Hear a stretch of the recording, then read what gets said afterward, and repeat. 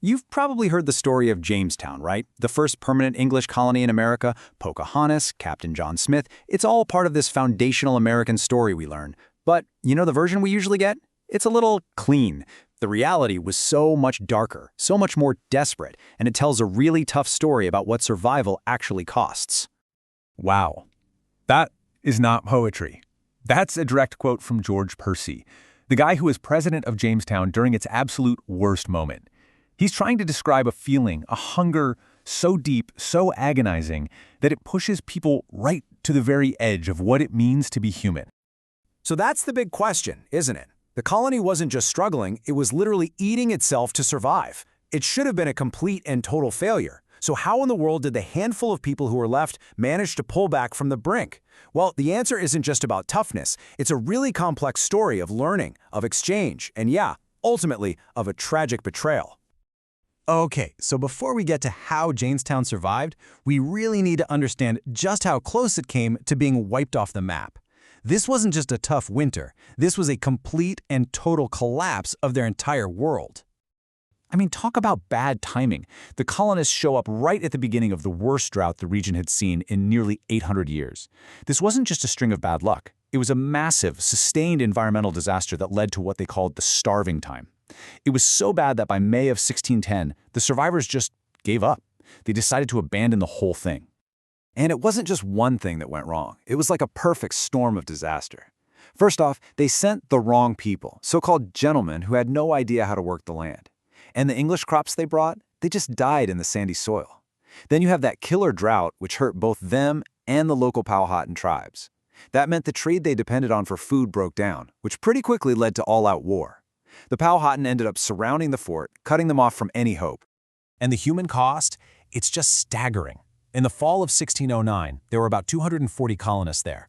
By the next spring, after that horrible winter, only 60 were left. 60. Just 60 starving, skeletal people in a fort filled with the bodies of their friends and family. So when you're at rock bottom like that, what's the one thing that matters? Food.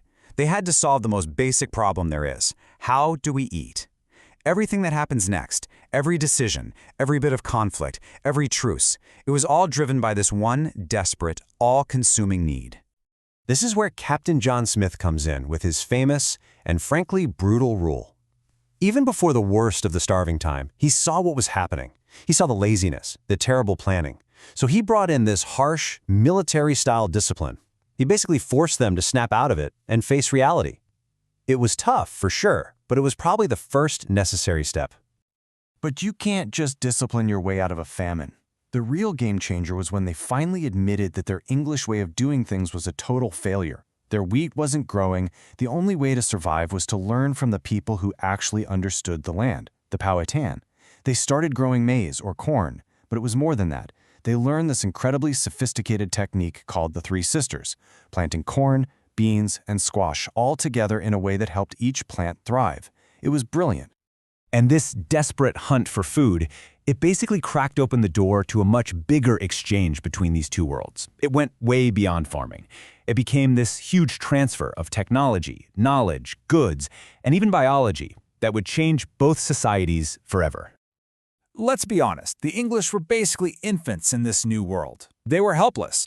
The Powhatan gave them everything they needed to survive. The food, the farming methods, the technology like canoes to get around, and the crucial knowledge of the local landscape and seasons. Without this, there's just no way the colony would have made it. Now, the English brought things that the Powhatan found incredibly useful. Metal tools like axes and knives were way more efficient than stone. But they also brought new animals. And most importantly, they brought diseases. And this biological exchange, this was the most devastating part of the whole interaction by far. All this back and forth created what historians call a middle ground, a complicated space where these two cultures met. And nobody represents this better than Pocahontas, whose real name was Matuaka. And please forget the Disney movie. The real Pocahontas was a sharp, strategic young woman who served as a critical diplomat and go-between. Her marriage to John Rolfe wasn't a romance, it was a political move, an attempt to find a way for her people to navigate this strange new reality. But here's the thing about this exchange, this middle ground. It was never, ever a partnership of equals.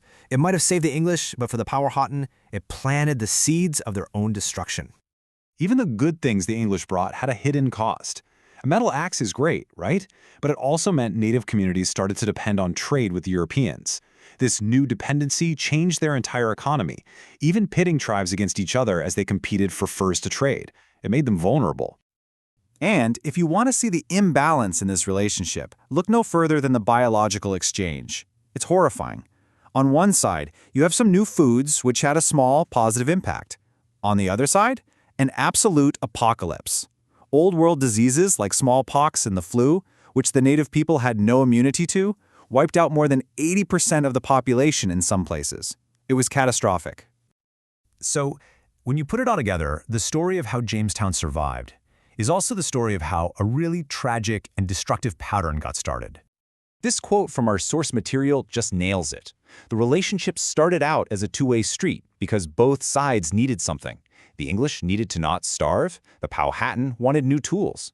But as soon as the colony got on its feet, that exchange became a one-way extraction. And this became what we can call the Jamestown pattern. The English took what they needed, the knowledge of the land, the crops, the survival skills, but they completely rejected the idea that the people who gave them that knowledge were equals. They rejected their right to the land, their right to govern themselves. This exact pattern, taking the knowledge while denying the humanity, would be repeated over and over again for centuries. So we're left with this really haunting question. Jamestown survived, yes. It became the foothold that built an empire. But when you know the whole story, you have to ask, survival at what cost?